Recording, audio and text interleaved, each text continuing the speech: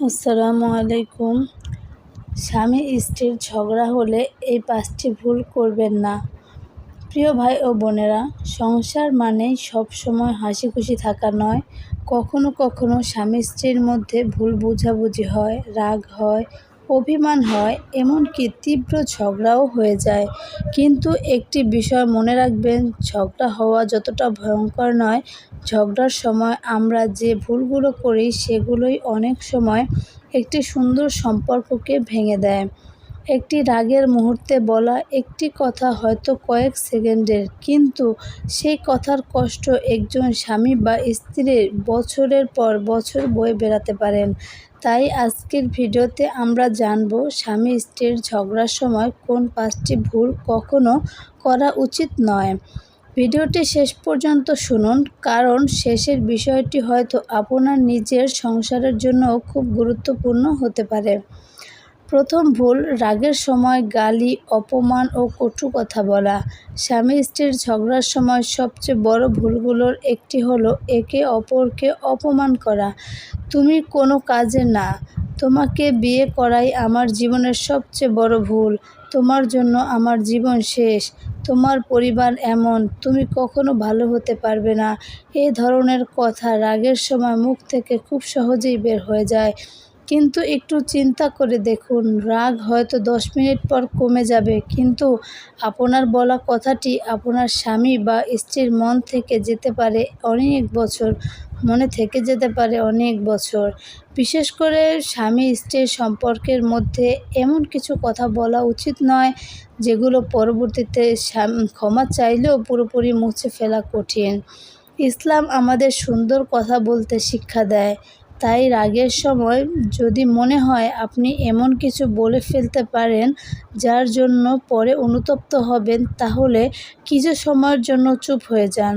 চুপ থাকা মানে হার মেনে নেওয়া নয়, চুপ থাকা মানে আপনি আপনার সম্পর্ককে আপনার রাগের চেয়ে বেশি মূল্য দিচ্ছেন। দ্বিতীয় ভুল, পুরনো ভুল বারবার সামনে আনা। স্বামী স্ত্রীর ঝগড়ার সময় আরেকটা বড় ভুল হলো বর্তমান সমস্যার সঙ্গে 5 বছর আগের, 10 বছর আগের সব ভুল টেনে আনা।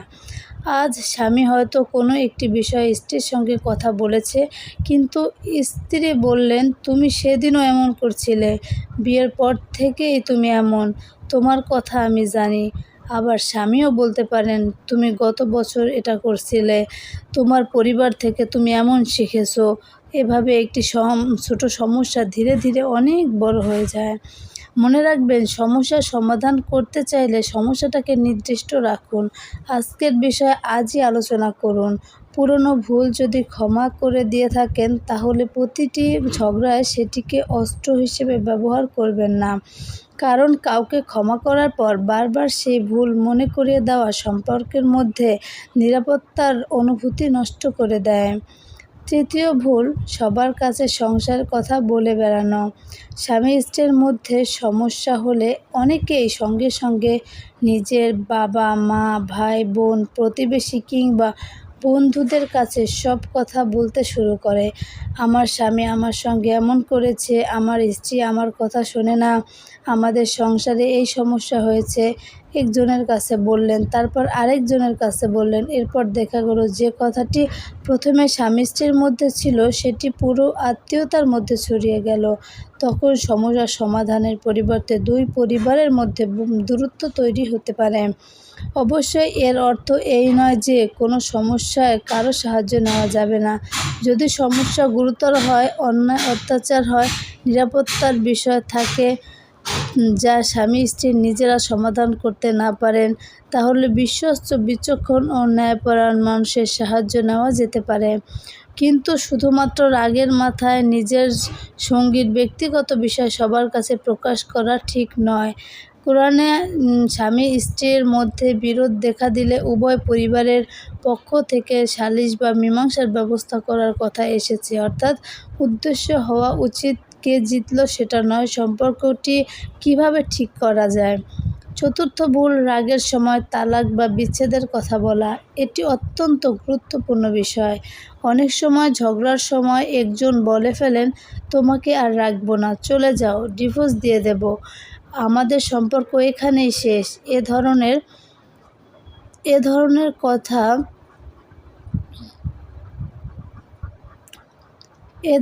কথা দিয়ে কাউকে ভয় দেখানো বা প্রতিবার ঝগড়ার সময় বিচ্ছেদের কথা তোলা খুবই ক্ষতিকর। বিশেষ করে তালাক একটি অত্যন্ত গুরুতর শরীয়তি বিষয়। তাই তালাকের শব্দ, তার প্রভাব বা কোনো নির্দিষ্ট ঘটনার শরীয়তি হুকুম নিয়ে নিজের মতো সিদ্ধান্ত না নিয়ে যোগ্য আলেম বা মুফতির কাছে পরামর্শ নেওয়া উচিত। রাগের সময় কোনো বড় সিদ্ধান্ত নেবেন না। কিছু সময় থামুন, নিজেকে শান্ত করুন, উজু করুন, প্রয়োজনে আলাদা ঘরে কিছু সময় শান্ত থাকুন, তারপর কথা বলুন। কারণ রাগের মুহূর্তে মানুষ এমন সিদ্ধান্ত নিতে পারে যেটা শান্ত হওয়ার পর সে নিজেই আফসোস করবে। পঞ্চম ভুল, প্রতিশোধ নেওয়ার চেষ্টা করা। এবার আসি সবচেয়ে গুরুত্বপূর্ণ একটি বিষয়ে। আপনার স্বামী আপনাকে কষ্ট দিয়েছে, আপনিও তাকে কষ্ট দেবেন। আপনার স্ত্রী আপনার সঙ্গে খারাপ ব্যবহার করেছে, আপনিও ইচ্ছা করে তাকে কষ্ট দেবেন। সে কথা বন্ধ করেছে, আপনিও কথা বন্ধ করলেন। সে আপনাকে অবহেলা করেছে, আপনিও তাকে অবহেলা করলেন। এভাবে চলতে থাকলে সম্পর্কের মধ্যে ভালোবাসার জায়গায় প্রতিযোগিতা চলে আসে, কে কাকে বেশি কষ্ট দিতে পারে। কিন্তু সংসার কোনো যুদ্ধের ময়দান নয়। স্বামী স্ত্রী একে অপরের শত্রু নন, তারা একে অপরের জীবনসঙ্গী। তাই একজনকে কোনো এক সময় থামতেই হবে, আর সেই একজন আপনি কেন হবেন না? আপনি যদি দেখেন আপনার স্বামী রেগে আছেন, আপনি শান্ত থাকুন। আপনি যদি দেখেন আপনার স্ত্রী কাঁদছেন, তখন তর্ক না করে কিছুক্ষণ তার কথা শুনুন।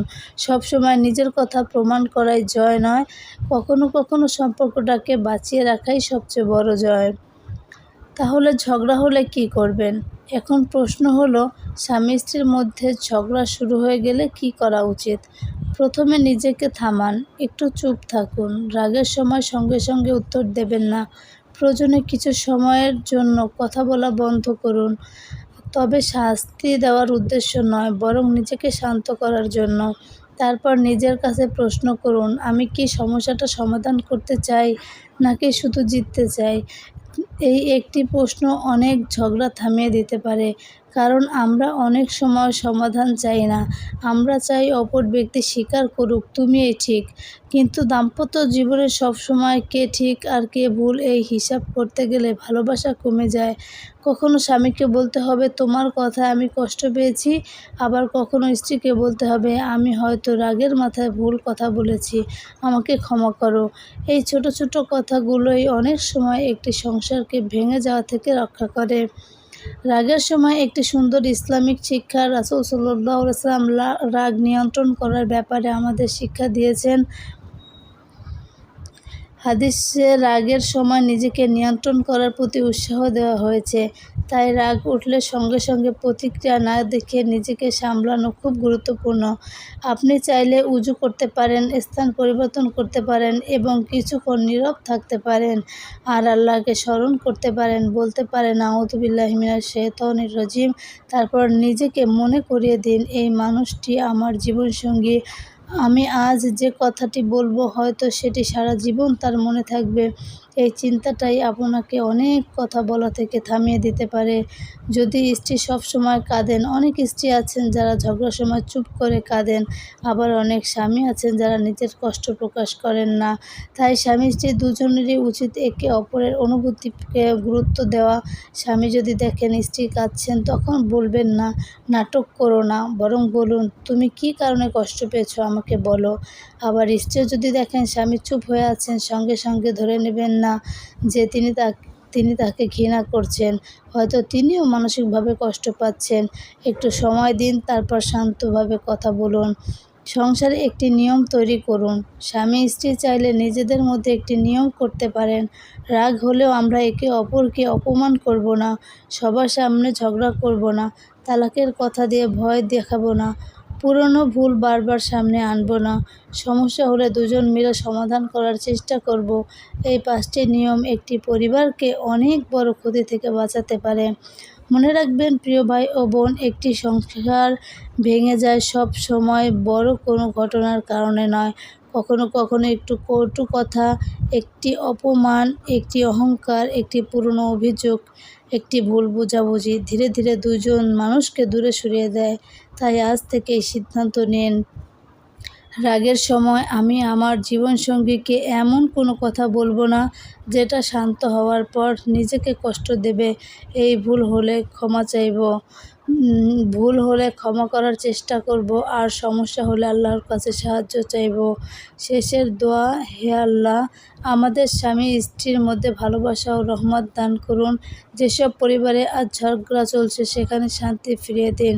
যারা একে অপরের উপর অভিমান করে আছেন তাদের অন্তর নরম করে দিন। যে স্বামী ভুল করেছে তাকে সঠিক পথে ফিরিয়ে আনুন, যে স্ত্রী ভুল করেছে তাকেও সঠিক পথে ফিরিয়ে দিন। আমাদের ঘরগুলোকে ভালোবাসার, সম্মান, ধৈর্য এবং দিনের আলো দিয়ে ভরিয়ে দিন।